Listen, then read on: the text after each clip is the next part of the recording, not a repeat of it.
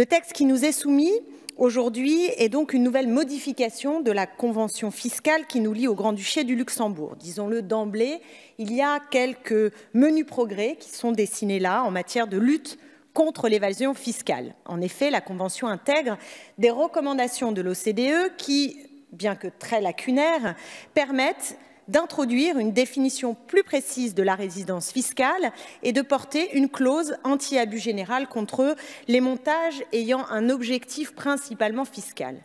Reconnaissons aussi que le texte va un peu plus loin que celui que nous partageons avec d'autres pays comme la Suisse, la Belgique ou les Pays-Bas. Certaines parties du texte, cependant, appellent notre critique vigoureuse, énergique et même déterminée. Cette convention risque, par exemple, d'encourager certains travailleurs à résider et télétravailler depuis la France une bonne partie de l'année, tout en payant leurs impôts au Luxembourg. Je rappelle à ce titre que le nombre de travailleurs frontaliers dépasse les 100 000 personnes, ce qui est très loin d'être marginal. Autre exemple, les retraités seront imposés par le pays qui leur reverse leur pension. Ces dispositifs s'opposent au principe fondamental de l'égalité fiscale et reviennent à dissocier l'impôt de ce qu'il représente en matière de contribution aux dépenses publiques. Ces considérations m'amènent à faire un constat plus général. L'ampleur de l'évasion fiscale aujourd'hui est telle, dans ces manifestations, dans les chiffres qu'elles représentent et dans les implications politiques, sociales qu'elles supposent, que nous ne pouvons plus nous permettre de faire une espèce de politique des petits pas en se satisfaisant qu'on ait une nouvelle petite pierre dans l'édifice. Il nous faut, et c'est ce qui manque aujourd'hui, une volonté politique ferme, farouche, qui s'appuie aussi sur la mobilisation des pays, des peuples dans les pays, contre ce que l'on peut appeler une criminalité organisée qui gangrène les sociétés contemporaines. L'évasion fiscale n'est pas une simple fuite des capitaux, mais, pour reprendre les termes des sociologues Pinson-Charlot, elle relève d'un processus de déshumanisation et d'exclusion des peuples. Ces dernières années ont été ponctuées d'affaires qui ont révélé l'étendue incroyable du phénomène. Les LuxLeaks en 2014, les SwissLeaks en 2015, les Panama Papers en 2016, les Malta Files en 2017, les Cumex Files en 2018. Ces scandales financiers et politiques jalonnent la décennie et nous attendons déjà de savoir quel nom portera le scandale de l'année 2019. À chaque fois pourtant, et dans un réflexe pavlovien, les gouvernements rivalisent de discours faussement indignés. À chaque nouvelle affaire, ils nous promettent de prendre à bras-le-corps cette hémorragie qui n'en finit pas d'abîmer le pacte social en privant les États de leurs ressources, États qui annonnent ensuite la dette, vous connaissez le refrain, pour sabrer un peu plus dans les dépenses et en manquant totalement d'imagination pour essayer d'accroître les recettes qui sont pourtant là dans cette question de l'évasion fiscale, puisque ce sont 80 à 100 milliards d'euros, par exemple, en France, qui s'évadent chaque année, qui partent en fumée dans les paradis fiscaux. Précisons d'emblée que si ces scandales font les gros titres, et à raison, la fraude fiscale n'est que la partie immergée d'un iceberg financier qui braille des sommes qui sont des sommes absolument faramineuses. Les optimisations fiscales agressives, vous noterez le pléonasme, en surfant sur l'opacité des législations, constitue déjà un scandale en soi. On parle souvent des multinationales du numérique, j'y reviendrai, mais nous pouvons aussi nous pencher sur les pratiques d'entreprises comme McDonald's, Ikea ou encore Engie. En 2013, les 50 plus grosses entreprises européennes possédaient en moyenne 117 filiales chacune dans les paradis fiscaux, sans que nous puissions avoir d'informations sur leurs activités. Et je tiens d'ailleurs à profiter de cette motion pour saluer les ONG et les lanceurs d'alerte qui portent courageusement depuis des décennies ce sujet dans le débat public.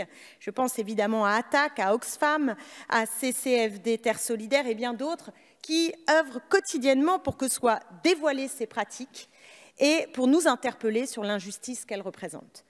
Revenons donc au Luxembourg. Nous pouvons difficilement dire de lui qu'il est un partenaire économique sincère. Est-ce qu'il est un partenaire économique? Évidemment, il n'y a pas de doute. Premier investisseur étranger en France en 2016, il accueille aujourd'hui près de 900 filiales françaises.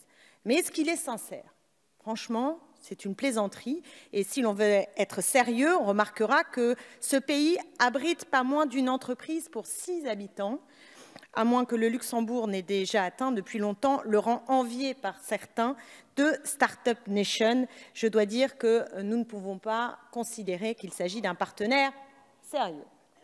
Nous pouvons ainsi avoir le sentiment, mes chers collègues, que le Luxembourg privilégie ses partenaires économiques à ses relations diplomatiques. Premier centre de fonds d'investissement en Europe, deuxième centre d'investissement au monde après les États-Unis, 3 500 milliards d'actifs sous gestion.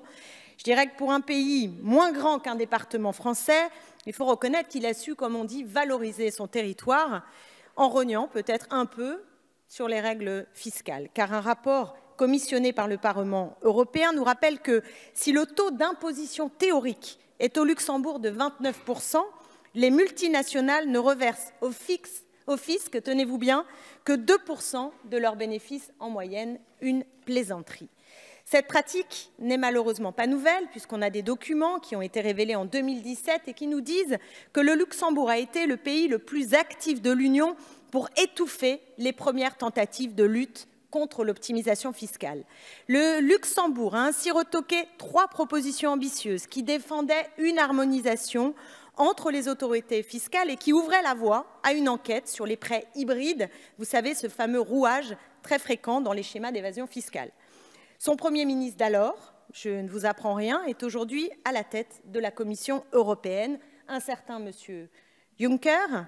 Et d'ailleurs, je trouve assez insensé qu'on puisse tolérer que la tête de l'Union européenne soit dirigée par l'ancien Premier ministre d'un pays qui est le pays par excellence de l'évasion fiscale et de tous ces mécanismes contre lesquels aujourd'hui on dit vouloir se battre. Oui, c'est un lourd symbole, vraiment lourd symbole.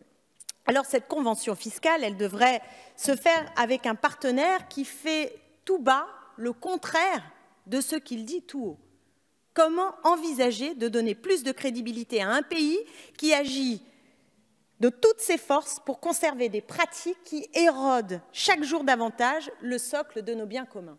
Je ne vois pas bien comment on peut imaginer avoir un partenaire qui est le Luxembourg, fiable, pour mener la bataille internationale, la bataille européenne, pour l'harmonisation fiscale européenne. Ça me paraît littéralement délirant. Mais ce double jeu fiscal du Luxembourg ne doit pas nous empêcher de faire un constat amer, pour le moins amer, sur les politiques fiscales qui sont réalisées par notre propre pays. Et si certains voient le Luxembourg comme le loup dans la bergerie européenne, je vous ferai remarquer que dans la course au dumping fiscal, la France aussi essaye de marquer des points. En matière d'évasion fiscale, le gouvernement a pourtant beaucoup communiqué sur sa volonté d'instaurer une taxe européenne sur les géants du numérique. Nous nous accorderons sur le fait que les chiffres donnent franchement le vertige.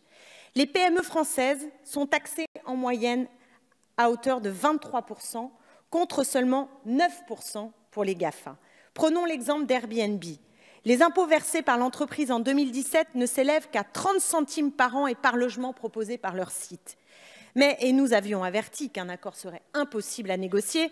Le gouvernement s'est au fond heurté, confronté, pas confronté, mais heurté, hélas, avec beaucoup de, je ne sais pas comment on peut dire, mais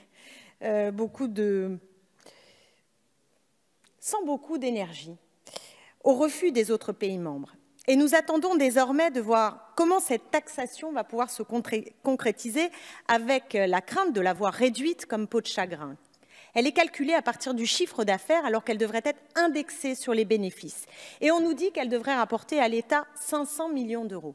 Franchement, 500 millions d'euros, c'est une plaisanterie. Et d'ailleurs, l'économiste Gabriel Zucman estime que le contournement de l'impôt français chez ces multinationales dépasse les 5 milliards d'euros. Les 5 milliards d'euros. Un montant qui est donc 10 fois plus élevé par rapport à ces 500 millions que M.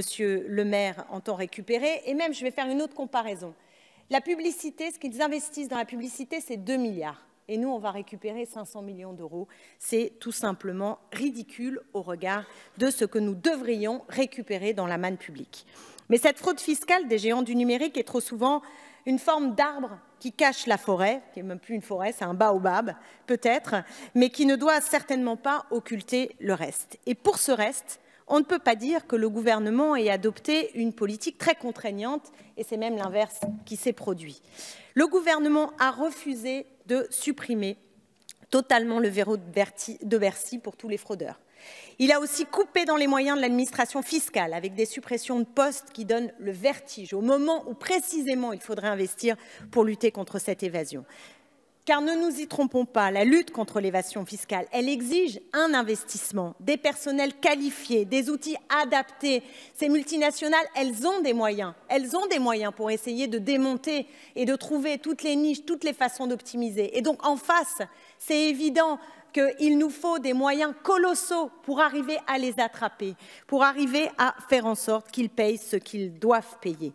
Lorsque M. Darmanin nous annonce que le fisc va avoir recours à Facebook et aux réseaux sociaux pour lutter contre la fraude fiscale, on a envie de lui expliquer que non.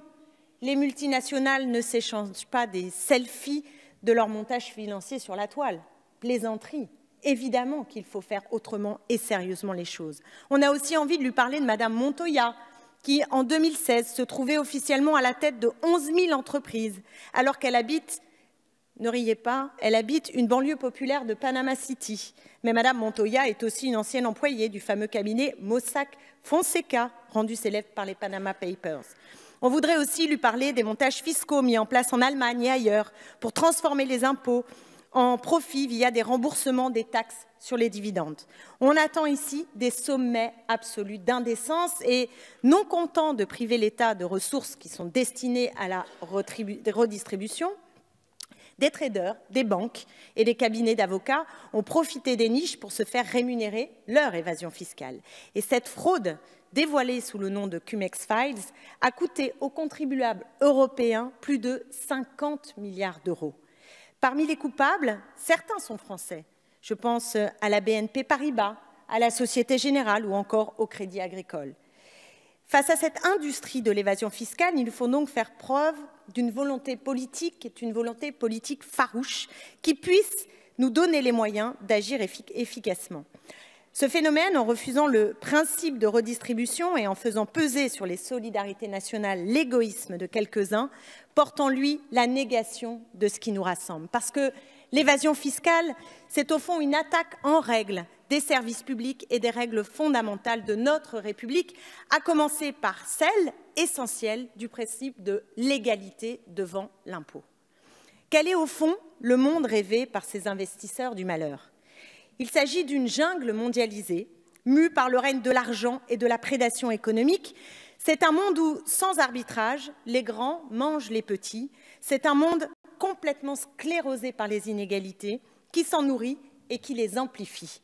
C'est un monde animé par la seule valeur du profit, un monde où il n'y a plus de services publics, où la solidarité nationale n'est plus perçue comme un moteur de progrès, mais comme un obstacle à la fameuse liberté d'entreprendre. C'est un monde, mes chers collègues, dont nous ne voulons pas, mais malheureusement, nous y sommes déjà un peu, beaucoup, je ne sais pas, cela dépendra malheureusement de l'avenir, mais c'est vrai qu'on est déjà confronté à cette situation qui est littéralement inacceptable et pour laquelle on ne peut pas se satisfaire de petits pas et de petites conventions. Et on a parfois bien du mal à distinguer l'évasion fiscale de l'optimisation fiscale agressive, à l'heure où les États rivalisent d'ingéniosité pour offrir des avantages fiscaux aux entreprises. Peut-être que les gouvernements pensent pouvoir assécher l'évasion fiscale en allégeant les cotisations. Après tout, se disent-ils, vous dites-vous, quand il n'y aura plus de taxes, les entreprises ne voudront peut-être plus partir.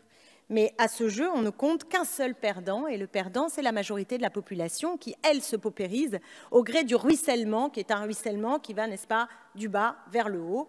Et ça, c'est la réalité de l'économie mondiale. On serait littéralement aveugle en ne voyant pas les efforts réalisés par la France dans cette course au moins-disant fiscal. Le gouvernement, votre gouvernement, a multiplié les avantages fiscaux pour les grandes entreprises. Il a allégé l'exit tax. Les taux de l'impôt sur les sociétés en France, ce taux-là va être amené progressivement de 33% à 22% à l'horizon 2022. Et nous parlons ici du taux nominal qui éclipse tous les dispositifs permettant aux grandes entreprises de réduire encore leur ardoise fiscale, parce qu'il y a en France près de 500 niches qui représentent une perte de près de 100 milliards d'euros pour l'État chaque année.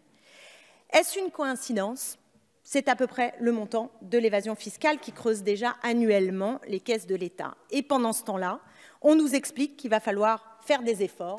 On explique aux retraités qu'ils vont devoir contribuer par la hausse de la CSG. On nous explique qu'il va falloir abandonner certains remboursements de médicaments parce que les caisses sont vides. On nous explique qu'il faut rogner sur le montant des APL et j'en passe. Au fond, on demande à ceux qui aujourd'hui ont le moins de cotiser pour renflouer les caisses qui sont vides parce que les plus riches font aujourd'hui un jeu international où ils se gavent littéralement. Voilà la réalité de notre société et voilà pourquoi il faut une main ferme, déterminée pour affronter cette logique. Cette course visant à diminuer la fiscalité des entreprises est donc une erreur et une profonde erreur. Elle revient à vouloir faire diminuer le dopage dans un marathon en offrant aux tricheurs une longueur d'avance. Prenons le CICE par exemple. BNP Paribas a déclaré en 2015 134 millions d'euros de bénéfices aux îles Caïmans, pour un chiffre d'affaires de 39 millions d'euros, sans employés et sans payer 1 euro d'impôt. Il ne faut pas être franchement doué en mathématiques pour remarquer une légère incohérence dans la comptabilité. Cette même banque s'est vue accorder en 2014 plus de 39 millions d'euros au titre du CICE. Ça veut dire que la puissance publique met au pot d'entreprises qui, elles, savent optimiser, savent évader leur argent. Et donc, nous cotisons d'une certaine manière à cette évasion fiscale et à cette façon d'enrichir toujours ceux qui ont le plus. Par ailleurs, cette course qui vise à séduire les entreprises pour une fiscalité arrangeante est particulièrement dangereuse parce qu'on est sûr de la perdre. Nous débattons ici du cas du Luxembourg, mais la liste des paradis fiscaux est évidemment longue et celle des pays prêts à faire tapis rouge aux multinationales l'est encore davantage. Devons-nous suivre cette pente mortifère? Et moi, je me demande vraiment où sera la limite dans cette logique. L'affaiblissement de l'État social se fait toujours au détriment des droits. Et la volonté affichée par certains de fonder une politique sur le seul impératif de la performance économique est une menace directe pour la démocratie. Parce que le capitalisme, contrairement à ce qu'on nous a raconté, notamment au XXe siècle, qui devait donc apporter la démocratie et l'épanouissement des peuples, se révèle pour ce qu'il est, un vecteur d'appauvrissement du grand nombre et de grand recul sur le plan démocratique. Regardez par exemple les tribunaux d'arbitrage qui donnent aujourd'hui aux multinationales la possibilité de contester les législations sociales et environnementales qui sont prises par les États et donc par les populations. Où sera la limite? Mais franchement, où sera la limite? Mes chers collègues, il faut, je le dis et je le redis, que nous soyons donc forts face à ces forts. Et aujourd'hui, je crois que nous devons tenir tête aux multinationales qui ont parfois un poids économique qui est supérieur à certains États. C'est le cas, par exemple, de Walmart, qui pèse plus lourd que l'économie suisse. Walmart qui a déclaré dans un pays européen 22 sociétés sans y détenir un seul magasin, tout en y déclarant 1,3 milliard de bénéfices. Quel était ce pays? Je vous le donne en mille, le Luxembourg. Pour notre part, nous ne voulons pas d'une puissance publique impuissante face à un capitalisme débridé. Nous voulons que le bien commun, l'égalité, le partage des richesses soient supérieurs aux logiques du profit, à la loi du marché. Partout où l'État s'efface devant les grands groupes, devant les intérêts du capital, en portant dans son sillage les services publics et aussi le lien de confiance entre les citoyens et les institutions, comme on l'a vu en ce moment et comme on le voit avec le mouvement des Gilets jaunes qui réclame à corps et à cri des choses qui concernent l'ISF, mais qui au fond s'en prend à ce mécanisme qui s'abat sur eux et qui favorise toujours les plus forts, eh bien c'est le pacte social qui s'érode toujours plus, toujours davantage. Vous m'objecterez, et j'ai entendu tout à l'heure que, évidemment, l'argument est arrivé, que la lutte doit se mener à l'échelle européenne et mondiale, que c'est comme ça, c'est le réalisme. Enfin, le réalisme, c'est aussi de constater que quand on fait des petits pas, ça ne fonctionne pas contre l'évasion fiscale. Mais non, le réalisme, c'est attention, les capitaux vont s'en aller, etc. Alors moi, je suis désolée, mais si l'enjeu, c'est de faire de la France la City, de Londres, c'est-à-dire des villes où on a chassé les pauvres, où il y a effectivement un centre financier qui est très fort, qui est compétitif, mais où la population est totalement exclue des richesses qui sont accumulées, eh bien moi je dis que il n'est pas question de faire de la France, de notre République, quelque chose qui ressemble à ces modèles que sont le Luxembourg ou la City de Londres. Mais nous pouvons, et je crois, nous le devons, ouvrir la voie. Mais pour ouvrir la voie, c'est vrai qu'il faut avoir dans sa tête déjà une certaine conscience des choses, parce que je vais prendre un exemple qui est symbolique et qui vous dira ma consternation à l'égard du prix du meilleur plan de vigilance remis au sein de notre Assemblée le 12 décembre dernier par un jury dans lequel était représenté le gouvernement. Je ne sais pas si vous vous en souvenez. Outre la transformation d'un dispositif ambitieux en opération de communication, je rappelle que le lauréat, c'était Orange. Orange qui n'a pas payé d'impôt sur les bénéfices des sociétés pendant 10 ans. Et je pense que quand on pose des actes de la sorte, c'est révélateur de ce qu'on a en tête. Et donc ensuite, ce sont les actes qui correspondent à cette lâcheté d'une certaine manière vis-à-vis des puissants.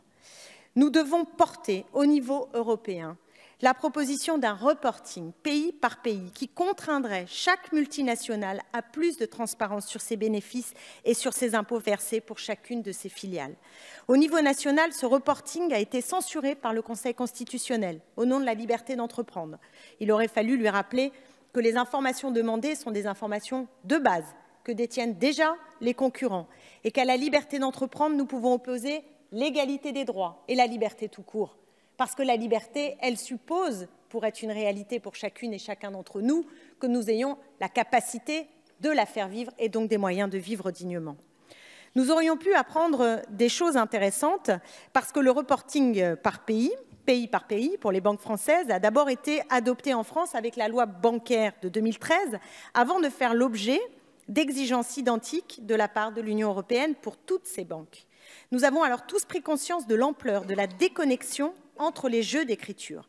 Les banques françaises réalisent un tiers de leurs bénéfices internationaux dans les paradis fiscaux, alors même qu'ils ne représentent qu'un quart de leurs activités internationales et qu'un cinquième de leurs impôts et seulement un sixième de leurs employés. Nous devons vraiment, je crois, œuvrer pour garantir de nouveaux droits et pour hisser l'harmonisation européenne vers l'euro, constamment vers le haut. Cela veut aussi dire que nous devons refuser et dénoncer avec vigueur le dumping fiscal et social à l'œuvre dans certains pays partenaires européens comme le Luxembourg. Ce plaidoyer en faveur d'une parole politique à la fois exigeante et porteuse d'émancipation humaine m'amène donc à adopter une lecture pour le moins critique de la Convention que l'on nous demande d'approuver. Et déjà, et c'est une remarque sur la forme, mais la forme, n'est-ce pas le fond qui remonte à la surface, je tiens à rappeler que cette Convention qui nous est présentée n'est pas amendable. Je regrette, et ça a déjà été dit en commission, que nous ne puissions pas apporter des modifications qui auraient été débattues en séance. Nous aurions pu imaginer un impôt commun aux deux pays, par exemple, ou une interdiction pure et simple des transferts de bénéfices, ou encore une amélioration de la définition de la notion d'établissement stable qui faciliterait la taxation des entreprises numériques. Nous avons beaucoup d'idées en la matière, nous n'en manquons pas. Vous nous dites souvent que nous nous opposons, mais que nous ne proposons pas. Je vous assure que sur la question de l'évasion fiscale, on en a des listes comme ça et qu'on ne manque absolument pas d'idées et de propositions pour qu'une alternative d'orientation politique puisse voir le jour et que, enfin, nous récupérions l'argent qui devrait être mis au pot commun. J'ai noté par ailleurs que M. Paluskiewski, rapporteur pour avis sur ce texte, a expliqué en commission que le Luxembourg n'était plus un paradis fiscal. Je me permets de vous renvoyer, monsieur, au rapport d'Oxfam qui, en utilisant les critères de l'Union européenne, le place pourtant sur la liste. C'est facile de gommer comme ça et de diminuer la liste, comme ça après on peut raconter tout et n'importe quoi. Et je vous renvoie aussi à l'arrangement fiscal secret entre Amazon et le fisc luxembourgeois, arrangement qui s'est soldé par une demande de remboursement de la part de la Commission européenne à hauteur de 250 millions d'euros. Je vous renvoie également à cette anecdote qui me paraît très significative. Lorsque Pierre Moscovici, commissaire européen, a invité 7 pays de l'Union à mettre un terme à la planification fiscale agressive, le Premier ministre luxembourgeois lui a rétorqué que, je le cite, « le principe de l'Union européenne n'a pas à désigner un pays contre un autre ». Mais quel est réellement le pays, qui plus est membre fondateur de l'Union européenne, qui se désigne lui-même contre tous les autres en se faisant l'artisan du dumping fiscal le plus féroce? C'est évidemment le Luxembourg. La lutte contre l'évasion fiscale suppose que l'on ait un regard lucide sur la situation de nos partenaires économiques, fussent-ils européens. On ne combat bien que ce que l'on voit vraiment, nous dit Clara dans Casse-Noisette. Moi, depuis que j'ai entendu cette phrase, elle me paraît simple et lucide. On ne combat bien que ce que l'on voit, et en l'occurrence, nous ne pouvons pas nous satisfaire d'un texte dont le rapport reconnaît lui-même la lenteur des avancées du droit européen en matière fiscale. Le scandale de l'évasion fiscale devrait tous nous réunir. Même la majorité devrait être sensible aux enjeux de distorsion de concurrence qu'elle implique, à défaut de l'être au principe de l'égalité devant l'impôt. Vous creusez les inégalités devant l'impôt. Donc, alors, à un moment donné, faut quand même. Je sais bien que c'est très orwellien la politique, le verbe gouvernemental, le verbe macronien est très orwellien. La guerre, c'est la paix. Mais là, très franchement, quand on regarde les choix politiques que vous avez opérés, force est de constater que vous avez augmenté les taxes et les impôts pour ceux qui aujourd'hui ont la coupe sacrément pleine, et qu'en revanche, vous avez fait beaucoup de cadeaux à l'optimisation fiscale et aux plus riches, à ceux qui ont déjà le plus, avec un argument qui est le fameux ruissellement. Or, à l'échelle internationale, partout, nous observons qu'il n'y a pas de ruissellement. Quand vous donnez aux plus riches, les plus riches se gavent. Quand vous favorisez la loi pour les grands groupes, eh bien, ils en profitent. Voilà. Et donc, la loi doit impérativement contraindre pour empêcher ces mécanismes du capitalisme féroce, qui est aujourd'hui financiarisé à outrance, de mettre fin à leurs pratiques, qui sont des pratiques indescriptibles si l'on est attaché aux valeurs républicaines. Vous devriez être sensible. Et un évadé fiscal, très concrètement, c'est une personne qui va dans un hôpital pour casser les appareils et brûler les lits. Ce que je veux dire, c'est qu'on est vraiment devant des mécanismes et des personnes qui mettent à sac les biens collectifs et les services publics, et à qui on confie ensuite les clés de l'Union européenne en leur laissant la présidence de la Commission. Derrière les jeux d'écriture et les transactions virtuelles, c'est très concrètement ce démantèlement qui est à l'œuvre. Et cet après-midi, ce que je veux dire, c'est que ça a des conséquences sur les vies. Ça a l'air très macroéconomique, ça a l'air énorme, on ne sait même plus les chiffres, ça n'a même plus de sens. Je veux dire, si on compare, regardez le trou de la Sécu, combien c'est, sans doute personne ne le sait, mais c'est même dans des moments où c'était fort, on est autour de 2 milliards.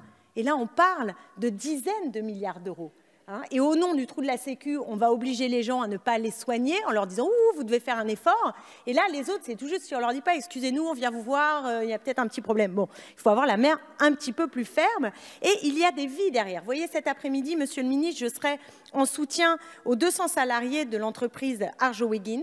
Peut-être connaissez-vous cette entreprise qui est en Seine-et-Marne et qui est mise sur 200 salariés qui sont mis sur le carreau, monsieur. Et qui payent les pots cassés des jeux financiers des grands groupes. Parce qu'ils ne voient pas les gens, c'est comme chez BIC, vous voyez, ils ne les voient pas. Et ils jouent, ils achètent, ils rachètent, ils évadent, ils optimisent, etc. Et derrière, il y a des gens qui se retrouvent sur le carreau avec des activités qui sont utiles et qui ne sont pas protégés aussi parce qu'il n'y a pas de stratégie industrielle de la France. Et ceux qui peuvent acheter et vendre les usines à leur guise sans jamais se soucier ni des salariés, ni du développement d'outils de production. Et je parlais de BIC à l'instant et je voudrais vous rappeler cette petite phrase qu'a dit un des salariés de BIC qui, moi, a beaucoup résonné dans mon esprit. C'est cette phrase, il dit « Le pire, c'est qu'ils sont dans leur bon droit ». Et c'est ça le problème, c'est qu'il n'y a pas suffisamment de règles, de lois qui permettent de contraindre, d'empêcher que ces mécanismes soient à l'œuvre. Au fond, la loi leur permet. Je terminerai en vous disant que, face à cette inquiétude, il nous faut vraiment adopter une grande vigilance à l'égard des dispositifs fiscaux de nos partenaires et a fortiori lorsque ces derniers sont européens. Et je crains que, contre les sociétés écrans, nous n'ayons droit avec ce texte qu'à un écran de fumée.